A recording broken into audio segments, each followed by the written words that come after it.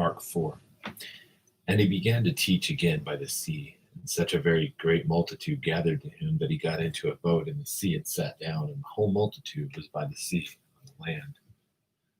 And he was teaching them many things in parables, and was saying to them in his teaching, Listen to this. Behold, the sower went out to sow, and it came about that as he was sowing, some seed fell by the road, and the birds came and ate it up. And other seed fell on the rocky ground where it did not have much soil, and immediately it sprang up because it had no depth of soil. And after the sun had risen, it was scorched, and because it had no root, it withered away.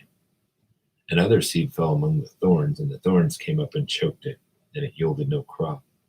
And other seeds fell into the good soil, and as they grew up and increased, they yielded a crop, and produced 30, 60, and 100-fold.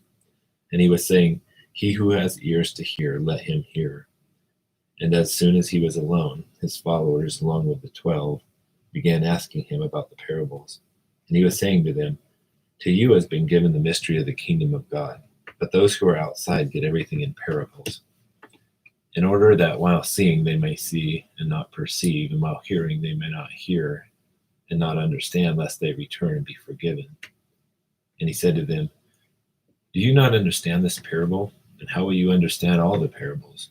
The sower sows the word. And these are the ones who are beside the road, where the word is sown. And when they hear, immediately Satan comes and takes away the word which has been sown in them. And in a similar way, these are the ones on whom seed was sown on the rocky places, who, when they hear the word, immediately receive it with joy. And they have no firm root in themselves, but are only temporary.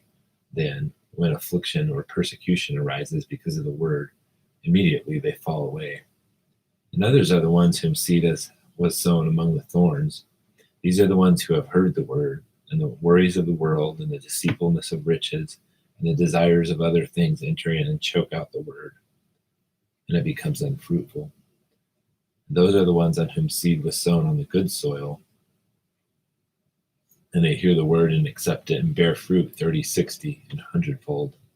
And he was saying to them, A lamp is not brought to be put under a peck measure, is it, or under a bed? Is it not brought to be put on the lampstand? For nothing is hidden except to be revealed, nor has anything been secret that it should be, that it should come to light. If any man has ears to hear, let him hear. And he was saying to them, Take care what you listen to. By your standard of measure it shall be measured to you, and more shall be given you besides. For whoever has, to him shall more be given, and whoever does not have, even that which he has shall be taken away from him. And he was saying, The kingdom of God is like a man who casts seed upon the soil, and goes to bed at night and gets up by day, and the seed sprouts up and grows. How he himself does not know. The soil produces crops by itself, first the blade, then the head, then the mature grain in the head. But when the crop permits, he immediately puts in the sickle, because the harvest has come. And he said, How shall we picture the kingdom of God, or by what parable shall we present it? It is like a mustard seed, which, when sown upon the soil, though it is smaller than all the seeds that are upon the soil, yet when it is sown, grows up and becomes larger than all the garden plants, and forms large branches, so that the birds of the air can nest under its shade. And with many such parables he was speaking the word to them, as they were able to hear it. And he did not speak to them without a parable, but he was explaining everything privately to his own disciples. And on that day, when evening had come, he said to them, Let us go over to the other side.